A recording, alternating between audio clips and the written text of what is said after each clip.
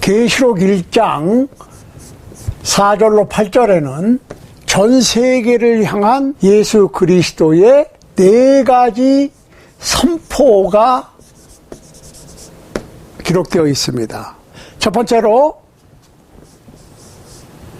4절과 5절에 전 세계를 향한 축복의 선포. 두 번째로 6절에 나와 있는 예배의 선포. 세 번째로 7절에 나와 있는 예수 그리스도의 재림에 대한 선포. 네 번째로는 8절에 나와 있는 권위, authority, 권위에 대한 선포. 선포라고 하는 것은 공공연하게 알리는 걸 얘기하는 거예요. 계시록 1장 4절로 8절에 나와 있는 4가지 선포. 축복의 선포 했죠? 지난 시간에 예배의 선포 했죠? 오늘은 예수 그리스도의 재림의 선포에 대해서 생각을 하겠습니다. 자, 선포를 했으니까 오시는 거예요. 그걸 아셔야 돼. 아니, 지금 시대가 어느 시대인데 예수님께서 구름을 타고 오셔? 과학이 얼마나 발전이 됐고 지금은 21세기야. 무슨 구름을 타고 왔다 갔다. 에이, 그거는 옛날 호랭이 담배 피던 시절 얘기지 라고 쉽게 생각해버리기 쉬운데 아닙니다. 이 세상 사람들의 사고방식과 문화와 이 세상의 풍습이나 관습은 시대에 따라 변할 수 있습니다. 그러나 주님께서는 어제나 오늘이나 영원토록 동일하시다는 거예요. 자, 7절에 보면 볼지어다 구름을 타고 오시리라. 각인의 눈이 그를 보겠고 그리스도를 보겠고 그 말이에요. 그를 찌른 자들도 볼 터이요 땅에 있는 모든 족속이 그를 인하여 애곡하리니 그러하리라. 아멘. 자, 계시록에는 예수 그리스도께서 속히 오실 것을 선포하고 있는데 7번 선포하고 있습니다. 자, 7이라고 하는 것, 7번이라고 하는 수는 완전수라고 그랬어요. 그 얘기는 무슨 얘기냐면 주님이 꼭 오신다고 하는 강조법으로 사용한 겁니다. 그러니까 더 강조할 것이 없을 만큼 완벽하게 완전하게 선포하신 거예요. 그러니까 주님의 재림은 꼭 있는 거예요. 틀림없이 있을 거예요. 땅이 갈라지고 하늘이 두 쪽이 나도 예수 그리스도의 재림은 있습니다. 어떻게 오신다고요? 구름 타고. 야, 이거 옛날 무슨 만화 영화 같은 얘기라고 생각하실 수 있지만 실제로 그날이 올 것입니다. 자, 시편 104편 3절에 보면 구름으로 자기 수레를 삼으시고 시편 19편 1절에 보면 빠른 구름을 타고. 그러니까 예수님께서 이동하실 때 구름을 사용하시는 거예요. 그러니까 초자연적인 방법으로 화려하게 이 세계, 전 세계의 모든 인류가 예수 그리스도의 재림을 볼 수 있는 그 순간이 올 것입니다. 예수님께서 2000년 전에 감람산에서 승천하실 때 구름을 타고 가셨어요.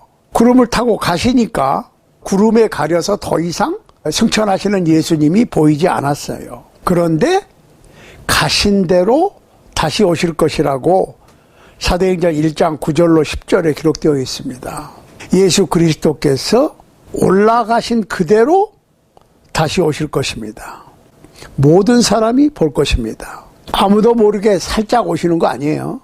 아니면은 뭐 특별한 몇몇 사람들에게만 보이시도록 오시는 게 아니에요.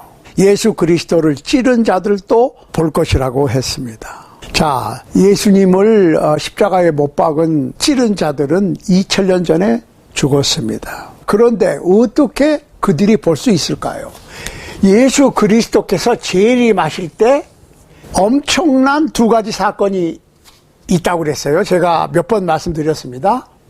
첫 번째로 죽은 자의 부활이 있습니다.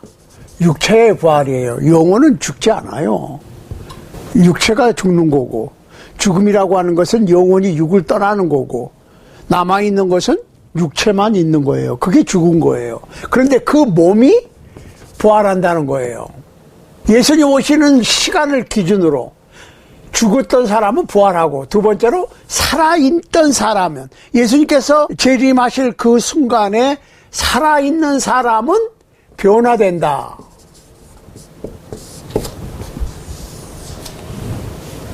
그러니까 예수님 오셨을 때를 기준으로 죽었든지 살아있든지 상관없이 모두가 다 부활하든지 아니면 변화되든지 해서 예수 그리스도를 맞이하게 될 겁니다. 주께서 호령과 천사장의 소리와 하나님의 나팔로 친히 하늘로 쫓아 강림하시리니 그리스도 안에서 죽은 자들이 먼저 일어나고 그 후에 우리 살아남은 자도 저희와 함께 구름 속으로 끌어올려 공중에서 주를 영접하게 하시리니 그리하여 우리가 항상 주와 함께 있으리라. 데살로니가 전서 4장 16절 17절입니다. 그런데 부활은 사도행전 24장 15절 보세요. 저희의 기다리는 바 하나님께 향한 소망을 나도 가졌으니 곧 의인과 악인의 부활이 있으리라 함이라. 따로따로 있는 게 아니고 동시 부활이에요. 악한 자와 선한 자가, 믿는 자와 믿지 않는 자가, 영생을 얻을 자와 영벌을 얻을 자가 동시에 다 부활합니다. 그거를 영어로 simultaneous resurrection이라고 그래요. 동시 부활입니다. 예수님께서도 직접 거기에 대해서 언급하셨어요. 요한복음 5장 28절로 29절입니다. 이를 기이 여기지 말라. 무덤 속에 있는 자가 다 그의 음성을 들을 때가 오나니 선한 일을 행한 자는 생명의 부활로 악한 일을 행한 자는 심판의 부활로 나오리라. 선한 자와 악한 자가 각각 다른 부활이 아니고 한 부활인데 부활의 목적이 틀려.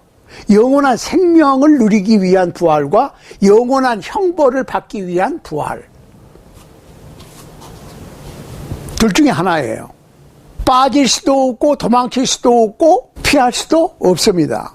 그러므로 아담과 하와 이후에 모든 인류가 주님을 맞이하게 될 것입니다. 그때에 땅에 있는 모든 족속이 그를 인하여 애곡하리니 모든 족속이 그를 인하여 애곡하리니 예수 그리스도의 재림 때문에 통곡을 할 것이다. 주님께서 재림하실 때에는 오직 두 종류의 사람들만 존재하게 됩니다. 예수 그리스도의 재림을 기뻐하고 모든 슬픔과 고난과 역경과 괴로움과 시련 속에서 해방을 맞이하는 기쁨의 무리들이 있을 것이고 영생을 누리는 영원한 복락의 그때 영생은 영혼의 구원뿐만 아니라 육신의 구원까지예요. 여러분들 상상 한번 해보십시오. 불사신이 되는 거야. 늙지도 않고 죽지도 않아. 먹는 거, 입는 거, 사는 거 아무 걱정 없어요. 영적으로 육적으로 다. 또 한 부류는 슬퍼서 통곡할 것입니다. 기뻐서 덩실덩실 춤을 출 사람들이 있고 슬퍼서 통곡할 사람들이 있을 것이다. 여러분들은 어떤 부류의 사람들이 되기를 원하십니까? 예수 그리스도께서는 전 세계를 향해서 계시록 1장 7절에서 틀림없이 다시 오실 것을 공적으로 선포하셨습니다. 오직 두 종류의 사람들만 존재하게 될 것입니다. 슬퍼서 통곡할 사람들, 기뻐서 춤을 출 사람들.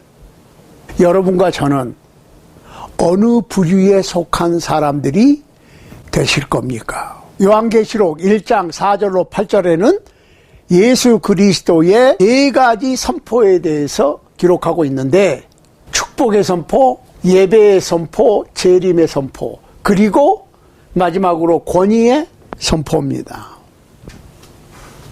자, 8절입니다. 주 하나님이 가라사대 나는 알파와 오메가라. 이제도 있고 전에도 있었고 장차 올 자요 전능한 자라 하시더라. 그러니까 이 8절에 나와 있는 말씀은 계시록에 기록되어 있는, 그리고 다른 성서에 기록되어 있는 그 내용이 참으로 하나님께서 말씀하신 하나님의 말씀이라고 하는 말씀의 진실성과 확실성을 말함과 동시에 그 말씀의 권위를 선포하는 겁니다. 권위라고 하는 것은 authority, 어떤 거에 대한 결정권을 얘기하는 거예요. 그러니까 나는 알파와 오메가다. 알파와 오메가.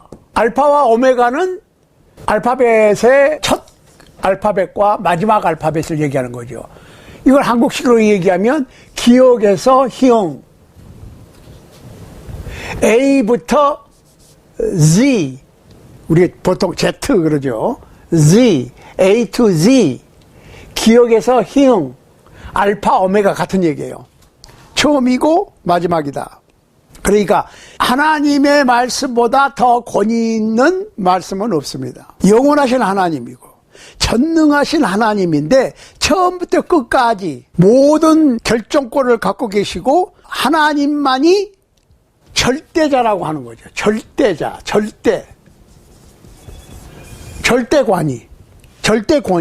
그러니까 우리 주님 예수 그리스도의 재림은 우리 그리스도인들에게는 모든 시련과 역경과 시험과 눈물과 고통의 불행의 끝이고 행복이 시작되는 영원한 생명의 새 역사가 새하늘과 새 땅에서 시작되는 첫 페이지가 될 것입니다.